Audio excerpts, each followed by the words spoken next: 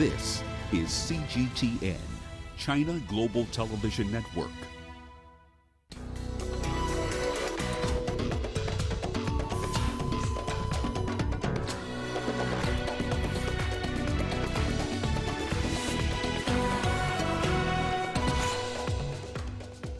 French President Macron announces plans to step up security for French nationals in the Sahel. Anti-government protests resume in Mali. And Russia registers a vaccine against COVID-19. Hello and welcome. You're watching Africa Live. We're coming to you live from Nairobi. I'm Hannah Viviers. Here are more stories making headlines this hour. In business news, Tunisia's Prime Minister-designate pledges to form a technocratic government. And in your sport, fans remain home as South Africa's Football League returns behind closed doors. France has announced plans to step up security measures to protect French nationals in the Sahel. President Emmanuel Macron made the announcement following the death of 6 French aid workers. They were killed by gunmen riding on motorcycles. The attack took place at a giraffe reserve southeast of the capital. Access to the area has since been suspended. A state of emergency has also been declared in the Beirut region, which surrounds the capital, Niamey.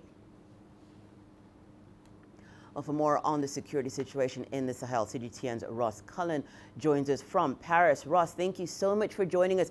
Ross, just speak to us about some of the criticism against France, which includes why it seems to be taking so long to step up security measures to protect French nationals in the Sahel region. Ross, why do you think that is? Well, hi, Hannah. France had already imposed a recommendation advising against all but essential travel to parts of southern Niger, southern Mali, Chad as well, and an advisory against all travel to northern Niger, northern Mali, northern Nigeria, areas around the Lake Chad basin. France trying to keep the numbers of workers and travellers in that area to a minimum, and the French president now saying he wants to increase security in those areas. And in that call that he had with the Nigerian president in the aftermath of this attack that took the lives, as you say, of 6 French people, 2 Nigerians, with Nigerian President Mahamadou Issoufou, he said that both men are still committed to continuing the fight against armed groups in the region. That is why France is there in the Sahel for Operation Barkhane, and he wants to continue to suppress armed groups and now increase security for French people working and travelling in that area. Speak to us a little bit about the strategy, Ross, because despite efforts from France and the G5 in the region, reports indicate the situation is getting worse. And manpower has been an issue. Well, that's one of the things that has been said to be an issue. But speak to us about the strategy that France plans to take how it plans to implement that.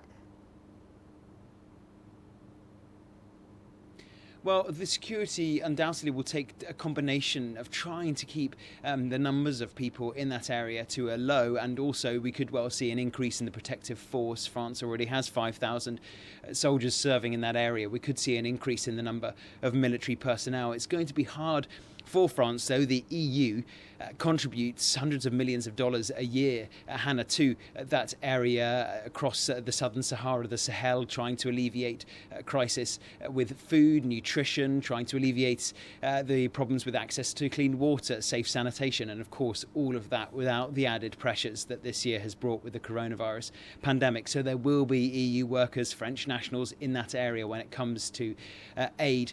But France really going to see possibly this now increase to force. That's what President Macron has called for in the past, working with his local partners in the G5 group. So that's Mauritania, Burkina Faso, Mali, Niger and Chad. Ross, earlier this year, the French president had called on other world leaders for support. Has there been any response from the international community in terms of security forces and just being able to bolster the security measures that are taking place there?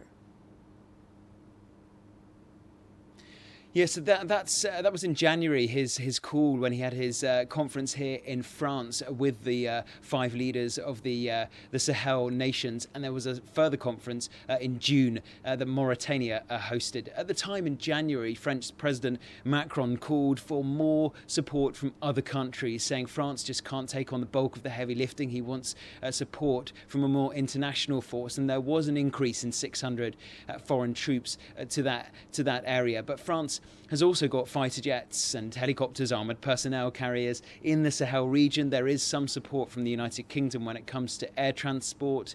The Czech Republic and Denmark have also offered support, and the United States helps when it comes to intelligence and surveillance. As France continues this fight in that region, Operation Barkhane has been going on now in the Sahel, southern Sahara region for 6 years, trying to disrupt and dismantle the armed groups operating in that area. France has seen 14 civilians killed, many more Malians and Nigerians, for example, have lost their lives. France has also lost 48 soldiers. Again, we've also seen the deaths of local military personnel as well, trying to suppress the armed groups that are operating in that area. Ross, thank you so much for joining us. Ross Cullen joining us live from Paris. Well, staying in that region, protesters in Mali have once again taken to the streets of Bamako. This follows opposition group June 5 movement rejecting ECOWAS proposals to end the political unrest. Esther Tal has the details. Protesters are once again on the streets of Bamako. Their call remains the same, for Malian President Ibrahim Boubacar Keïta to step down. This comes after opposition group June 5 movement rejected ECOWAS's proposals, which included the formation of a new unity government. The regional body has been trying to negotiate an agreement between the opposition and Keïta's government. They need to know that this country belongs to us. This is the path that I have trodden since the beginning. It is this that will link me with the M5. I went to see the head of state, my brother, to tell him that the solution is a Malian solution. The group is accusing the country's government of corruption and incompetence. Discontent at the government boiled over following the Constitutional Court's decision to overturn the results of parliamentary elections. In an effort to quell the protests, new Constitutional Court judges were appointed. Demonstrators, though, continue to voice their frustration at the current government. ECOWAS has, however, remained supportive of President Keïta remaining in power. In his role as mediator for ECOWAS, former Nigerian President Goodluck Jonathan said that demonstrations do not solve problems and urged opposition figures to enter into dialogue. My message to the opposition, and in particular to the June 5th movement, the M5 RFP, is to accept the dialogue around the roadmap, which has already taken account of a number of concerns they have expressed in the past. We are ready. In addition to taking this into account, we are ready to integrate other concerns they may have. Among ECOWAS's concerns are that prolonged unrest could derail the country's fight against Islamist militants. The country has been fighting against terrorism, with the UN saying attacks increased 5-fold between 2016 and 2020. Asta Tal, CGTN. Moving on to North Africa, in Egypt, polls have closed for the country's Senate elections. The Council of Senators will include 200 elected members and 100 presidential appointees. Of the elected members, half will be elected as individual candidates. The other half will come from a closed list system where citizens vote for political parties. The body will not have any legislative powers. It will instead act in an advisory role. Results are expected to be announced on the 19th of August. I see that people have a lot of awareness. It is not important who we will vote for, but it is important to claim our right. I have to claim my right. Over in South Sudan, police say they have apprehended a man suspected of killing 3 children in the capital, Juba. President Salva Kiir has called the deaths brutal and vowed to bring the perpetrators to justice. Reporting from Juba, here's Patrick Oyet. A crime that has shocked South Sudanese people in the capital, Juba. A mother of 3 left her children in this house She went to the market only to return home and find all the 3 girls aged 9, 7 and 4 slaughtered. The law enforcement authorities are working tirelessly to ensure justice is served. Let me add that the Office of the President wholly support this due process. The murder of the girls has sparked public outcry among South Sudanese people. As a matter of fact, people die everywhere, people die, but for children of one person to be killed in that way is very painful. Even me, I'm a parent, I have a child, and I know how much I love my children. And if they are to be slaughtered in that way, it really pains. So the issue has to be taken in a way that the parent will feel justice has taken place. The police say they have apprehended the suspect, a 24-year-old, fourth-year medical student at the University of Juba. The motive for the killing of the children is not yet known. The man who committed the crime is from within the family. It might have been something that happened within the family that he can commit the crimes among themselves. He is not far from the family that related to the children. The police say in addition to arresting the suspect, they have also obtained tools used to commit the crime and that the suspect would be arraigned in court soon. Schools in South Sudan are closed due to COVID-19, just like in many parts of the world. Many children are spending time at home, sometimes alone as their parents go for work. The murder of the 3 girls is making parents here rethink of how better to protect their children. Patrick Koyet, CGTN, Juba, South Sudan. Let's move outside our continental borders to Lebanon now, where Kenyan migrant domestic workers have staged protests outside the Kenyan consulate in Beirut. This after they were expelled by their employers with no money or documents to travel back home. The migrant workers are among those impacted by last week's explosion.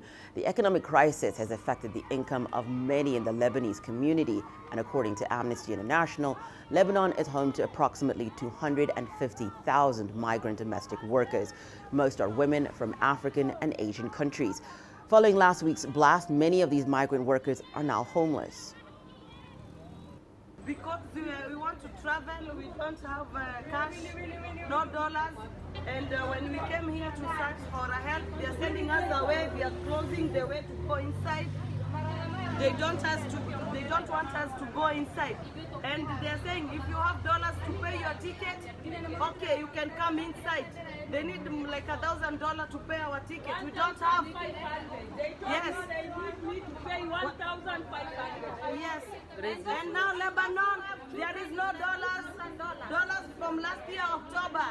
Now 1 million Lebanese make $100. Where will I get this $1,000? No work, no food. The other day where we go part-time work, they bomb. Nothing. Staying in Lebanon, residents held a vigil in memory of the victims who lost their lives in last week's blast. The mourners marched from Gemizeh district to the destroyed port of Beirut. Musical bands performed as part of the commemoration. A moment of silence was held at the exact time the blast took place last week. At least 171 people were killed and 6,000 others injured. Hundreds of thousands more were left homeless. Lebanese Prime Minister Hassan Diab has announced the cabinet's resignation, blaming years of endemic corruption for the explosion. Well, for more on that story, Stephanie Freed joins us with the latest from Beirut. Stephanie, thank you so much for joining us. Stephanie, we saw demonstrations and a vigil taking place late last night. What is happening there today?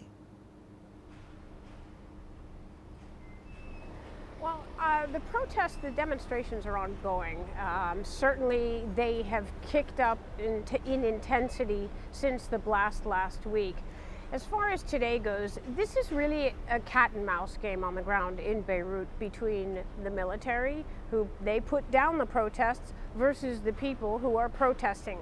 So the social media groups that gather people or announce when they're being very quiet. They're the ones who announce when these protests will take place regarding today, Wednesday, Right now, it's cloaked in secrecy what will happen today. What we do know is that Thursday morning, the Parliament is expected to meet. They're going to discuss last week's blast, and for certain, there's going to be a protest outside of that meeting. People are furious with the government. They're furious with the shape of the country. And they were furious long before the blast. This just is added insult to injury. So as far as Wednesday protests, right now, everyone's sort of waiting to see if something will get organized. For certain, there will be a protest on Thursday morning.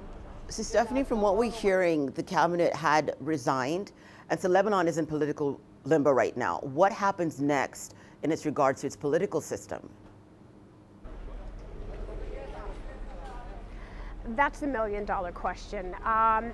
What the people say here is essentially this government was put into place half a year ago. The fact that they resigned is meaningless because what the country is asking for, what the people who are out on the streets protesting, what they're asking for is an overhaul of the system, not the government. They say this was a quote-unquote puppet government put into place by the people who have been in power for decades and decades.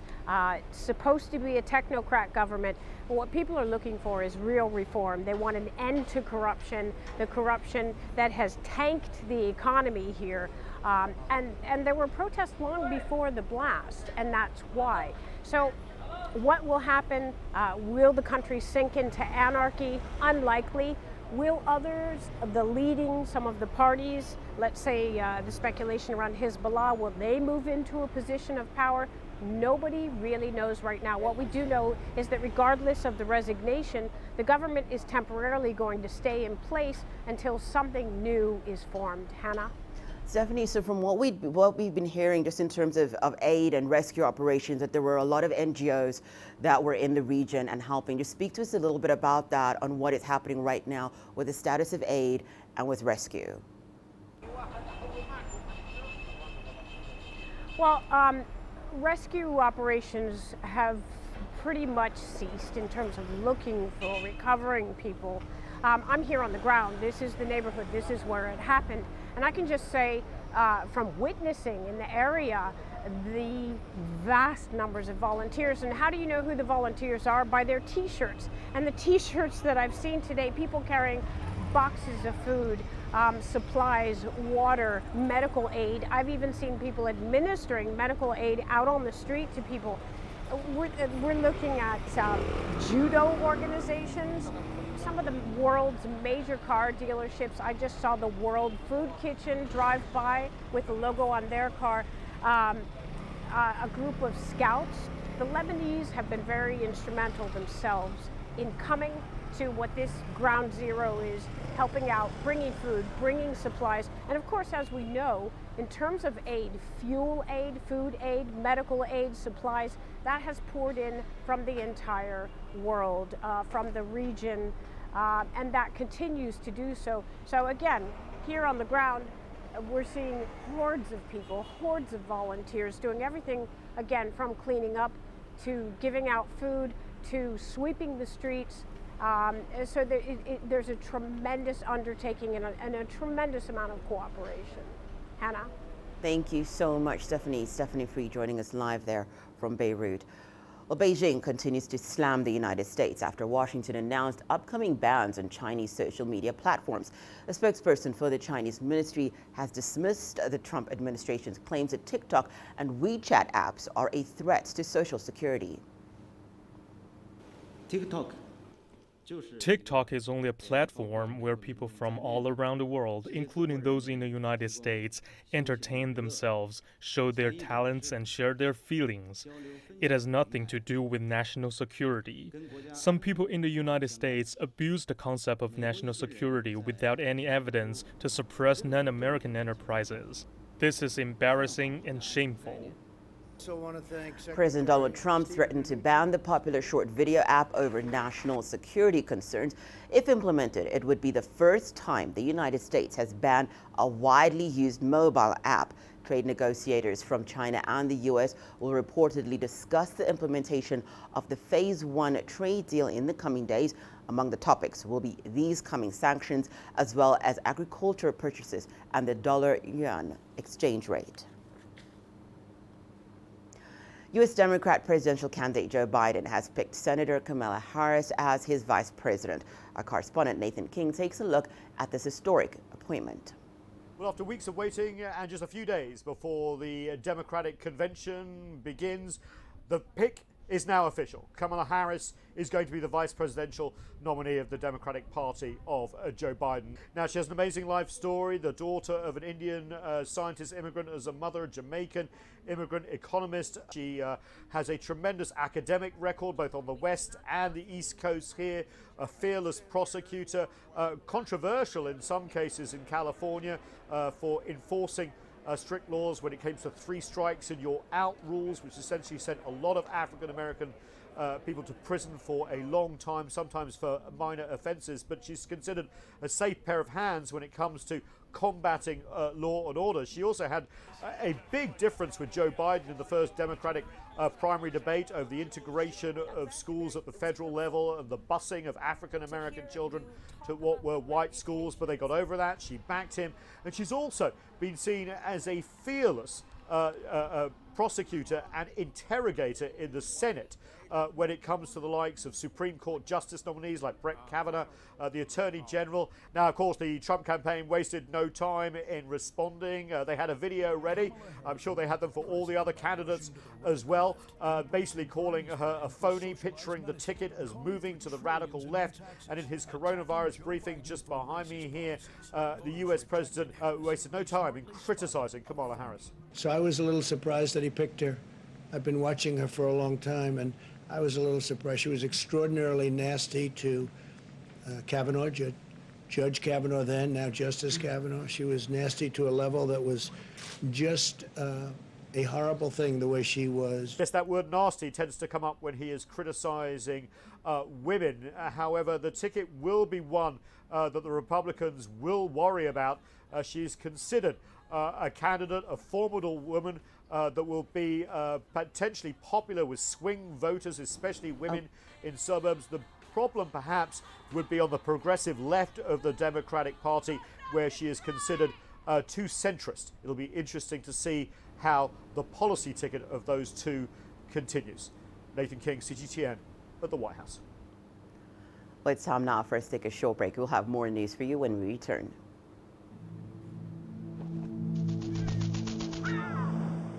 How will your world change today? What happens here? What happens there? Or what you make happen for yourself? If it matters to you, it matters to us too. Your stories are the stories that need to be told. Africa Live. Find your voice.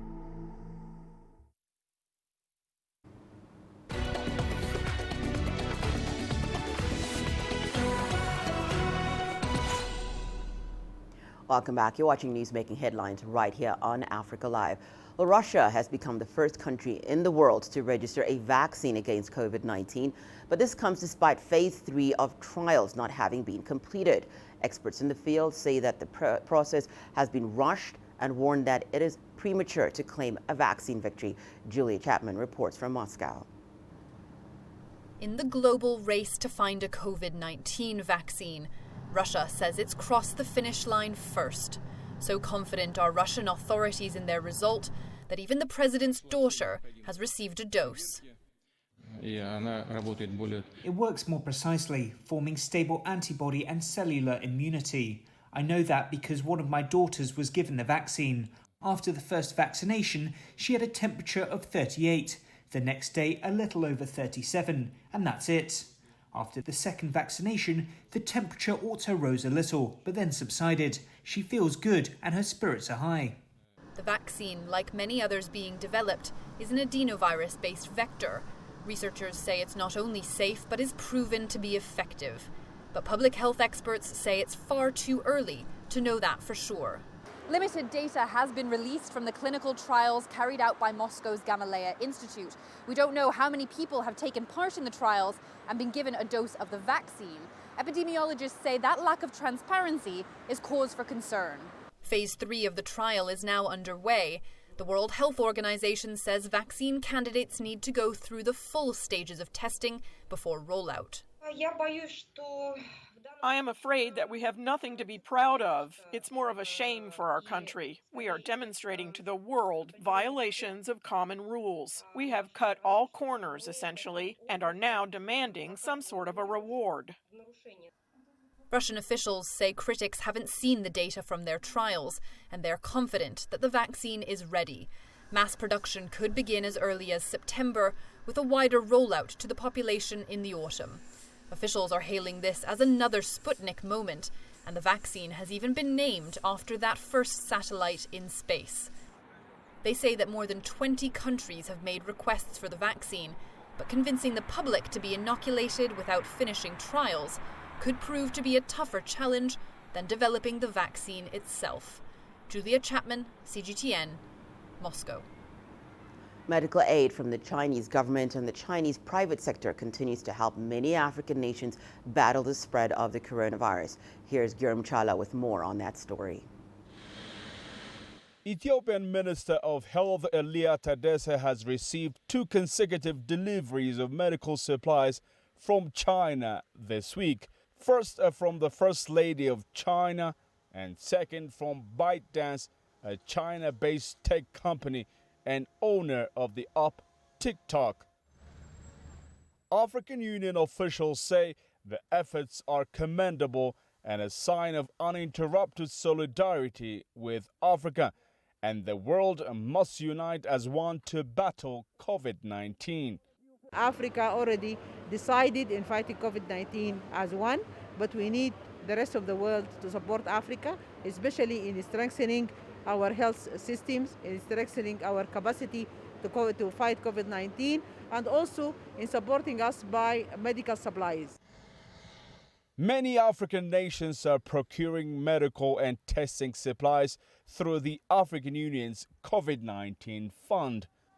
Every medical supply that's not produced in Africa, we would like to make sure that we can get it from outside Africa, either donated or through the mechanisms we established, like the anti-COVID-19 fund and the medical supplies platform that we established to facilitate the pool procurement of the medical supplies for African member states. The African Union is also calling for more economic cooperation across the continent. Not only a health issue, it is a socio-economic impact that's caused by this COVID-19. That's not why we need the solidarity to be a global solidarity. We need all of us to fight, to come together, all of us globally, to fight COVID-19, and for all of us to make sure that even after COVID-19, we will continue in this togetherness and this solidarity to make sure that we will bring the economies to our normal base. We will be fighting other consequences of COVID-19. For Africa CDC officials, the swift and ample provision of COVID-19 vaccination is another soon-to-be tackled issue. Now that the hope of a working vaccination is becoming a reality by the day, Africa wants to make sure it is not left behind from access to timely vaccination supplies. Grumtala CGTN, Addis Ababa, Ethiopia.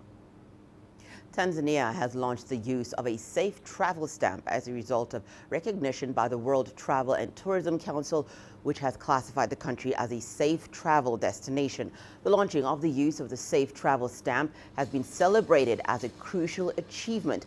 Tanzania is among few African countries recommended to use the safe travel stamp, which is important to the tourism sector. The tourism industry is the second leading contributor to the growth of Tanzania's economy. The achievement comes a few months after the country resumed all international flights. To ensure the arrivals are protected against COVID-19 infections, the authority says it has designed the standard operating procedures that would restore the confidence of all tourists visiting Tanzania. I'm pleased to announce that Tanzania now is listed as a safe destination among other destinations in the world and is certified with an authority to use the stamp alongside with our unforgettable Tanzania destination logo. I mentioned about the importance of informing the world that Tanzania is safe, and I'm very happy today to eyewitness the positive impact which those efforts have brought. The stamp is vital to re-establish worldwide consumer confidence in travel and tourism, because travelers can be sure that enhanced standards of hygiene are in place for them to be able to travel safely to Tanzania. It's time now for our China-Africa Idea Lab. In this edition, we meet a youth mentor whose parents are from Burundi and China. The fresh graduate told CGTN soon, she's working to address the biggest misunderstandings Chinese people have about Africans. We met Celia Kayo in a coffee shop in Beijing called Secrets of Africa. She said the African continent remains a secret and largely a stereotype to many Chinese, despite growing media coverage in the last few years. A lot of media only show a very small perspective of Africa. So a lot of people see Africa as a poor continent, see Africa struggle, see Africa's only maybe just a small negative part and not everything else. That shows in the projects she helped coach in this year's China-Africa Idea Lab. And the new international business graduate says the first thing to change for many participants is the language. I think most importantly is language. So it's, as in by language I mean the words that they use to make it more African friendly, to make it more soft. For China and Africa to improve their mutual understanding, Kayo suggests travel and engagement. I think what's important is to actually experience it yourself and go to Africa and see it for yourself, to understand their own story as an individual and not generalized. It works both ways, she says, and first-hand experiences will help Africans appreciate Chinese culture too. Sun Ye, CGTN, Beijing. Your business news is coming up after the break. Here's what you can expect. Tunisia's Prime Minister designate pledges to form a technocratic government.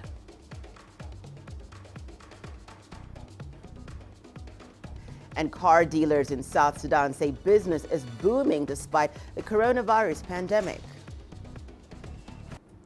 Africa is the nexus of enterprise, and global business will tell you why it matters. From the mega investment projects to multi-billion-dollar mergers and acquisitions. Africa today collects, just in terms of revenues from taxes alone, $545 billion a year. If you take 10% of that and you devote it to the energy sector, problem solved.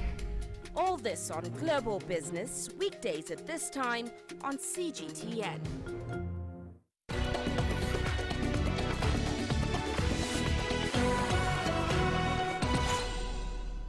Tunisia's Prime Minister designate Hichem Mechichi says he will form a purely technocratic government without political parties. His decision will likely put him in confrontation with the Ennahda party, which is the largest political group in parliament.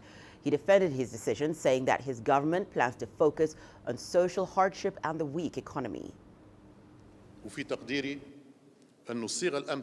According to my consideration, the most suitable formula is that it should be a government of competence, completely independent, that its members meet the conditions of transparency, readiness to work, and integrity. Necessity, responsibility, and patriotic duty oblige us today to form a government of social and economic concreteness. Its center of interest is the citizen, and its priority is to present the citizen with urgent solutions that cannot wait.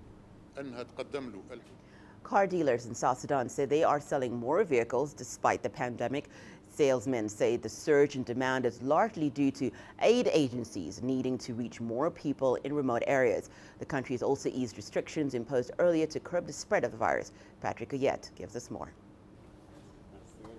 At this car dealership in Juba, business is booming. Our workload is increasing right now because of the demand of motorcycles and motor vehicles. And we just recently employed another 5 extra people. Doshi Motors are seeing an increase in sales amid the pandemic. More off-road vehicles and motorcycles are being sold to aid agencies that need to get to people outside of the capital. Restrictions to curb the spread of the virus have now also been lifted, meaning many displaced people are heading back to their own homes and consumer confidence is returning, something showroom manager Isaac says during lockdown, people were more cautious about spending their money. Before it was not much because again, the issue of conflict and insecurity, especially in the States, it used to hinder much of the business. But the coronavirus is causing problems for dealers here. All these cars have been sold during the COVID-19 outbreak, but around the world, the pandemic has hit the car industry hard, and dealerships here are running into difficulty as a result, particularly when it comes to the import and shipment of vehicles. South Sudan's economy is struggling following the global dip in oil prices. Experts say the automotive sector could be a way to help revive it. South Sudan need to diversify the economy. South Sudan should not depend too much on oil revenues. They need to improve other sectors. Secondly, they need to fight corruption. They need to improve management of the national resources. The big question is how long this surge will last. At Doshi Motors, they are hoping it continues, but coronavirus cases have passed the 1 million mark in Africa, and if lockdowns return, they say their trade will once again suffer. Patrick Koyet, CGTN, Juba, South Sudan. Time for us to take a short break. Could you return? In our continuing series, Made in Africa, we'll look at shea butter, seen as a magical ingredient in skincare and cosmetic products. The greatest journeys, the greatest sights, the greatest adventures. Here in Qanater, this weir allows the locals to walk on water. We're far more than just TV news. We're your passport to the wonders of Africa. To bring you stories of struggle, survival and hope.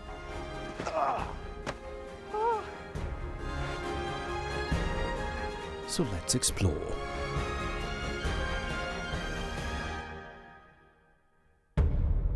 CGTN. See the difference.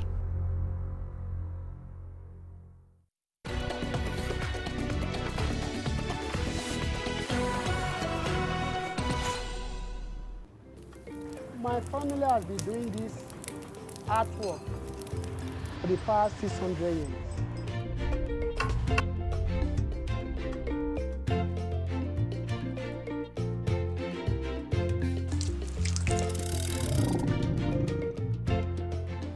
My dream is to be a leading player in Africa in spice sector.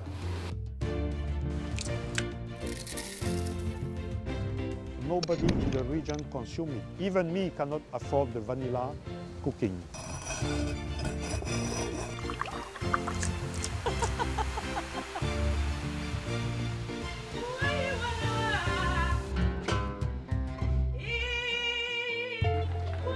What we've created here is the elegance, the color, the celebration of life.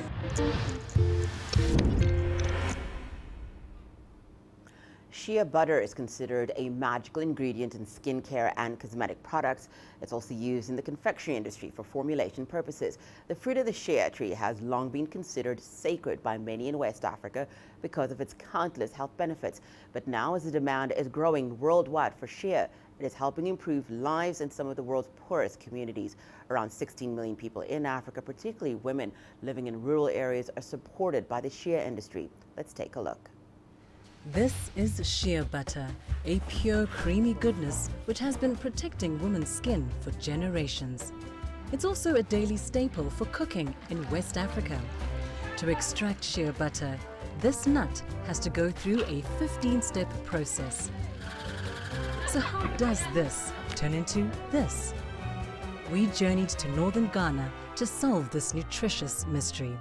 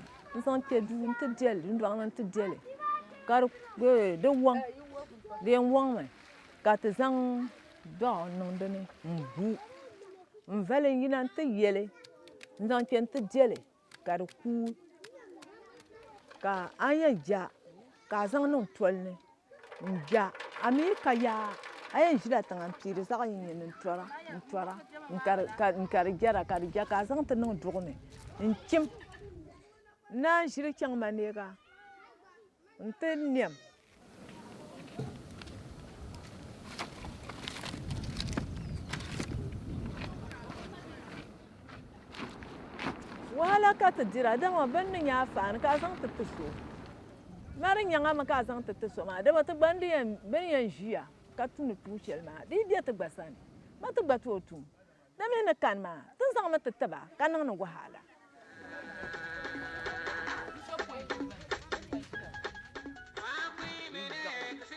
nan bor nan bandira ba yala yi kana danin yele ben ka bien san eso for son de par masane vien yela be par masane ba bo vien yela ngba gbo be yira na ma na bihma ka btin nan ba fa nda shi sambe samba sambe samba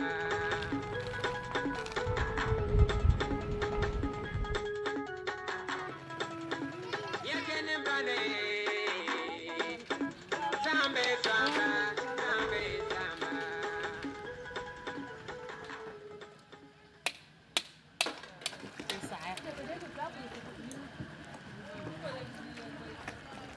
I'm Zakaria Adam Lasira. I work with Yumza Women's Association. We are basically into shea butter production. We use shea nuts to produce it into shea butter. We have about 225 women who are into the production.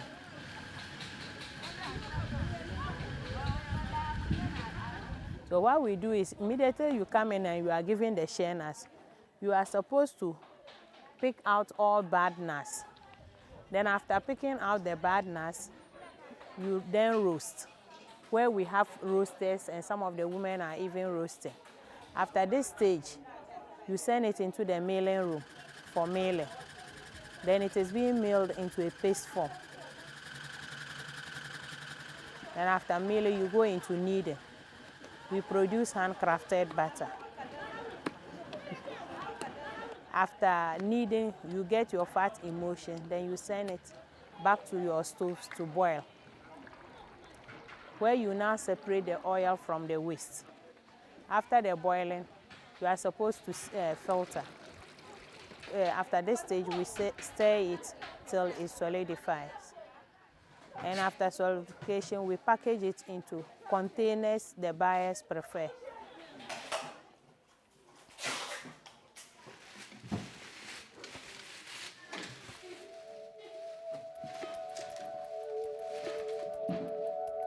Really, to stay in communities like this is very difficult, where women are left to struggle on their own.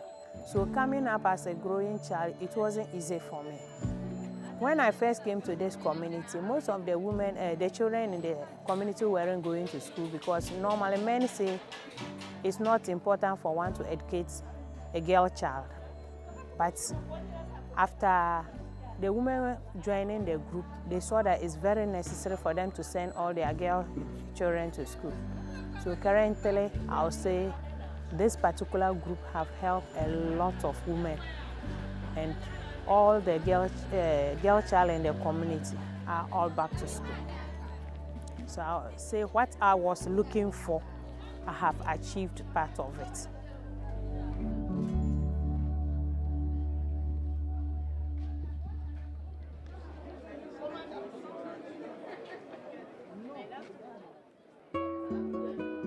It is estimated that over 90% of Shea goes into the confectionery and bakery industry.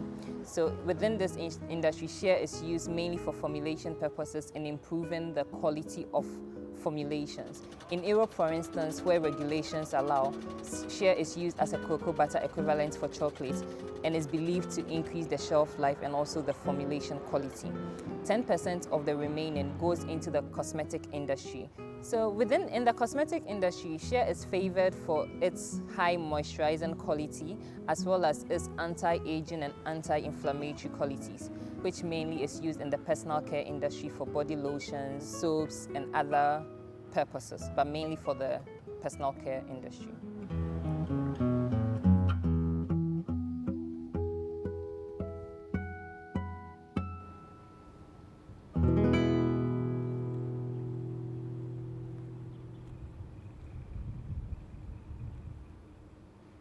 Time for us to take a break. Your sport action, including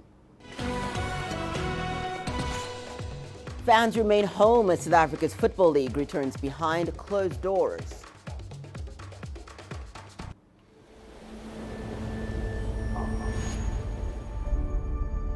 How would you create your legend? On the fields,